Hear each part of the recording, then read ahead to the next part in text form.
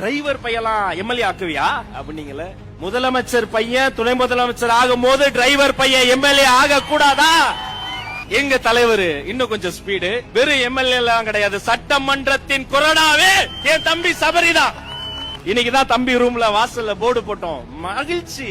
ஏழை விட்டு பிள்ளை ஸ்ரீரங்கத்துல நின்னா என் தம்பி ரமேஷ், டிவிகே ரமேஷ் இன்னைக்கு எம்எல்ஏ.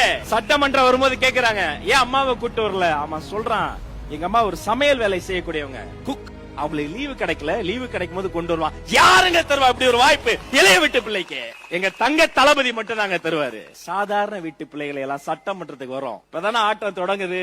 உங்க அவதூறுகள்லாம், உங்க அநியாயங்கள்லாம் அறிவு அடியாட்கள் கொஞ்சம் பேரை வச்சிருக்காங்க. பல பேர் போர்வையில மூத்த பத்திரிகையாளர், அரசியல் விமர்சகர் 10 நாளாக பதுங்கு குழியில ஒளிஞ்சுக்கிட்டாங்க. 200 தொகுதி வரும், 210 வரும். நம்ம ஜர்னலிஸ்ட் மணி கூட சொல்றதும் சொல்ற 234 சொல்லிக்க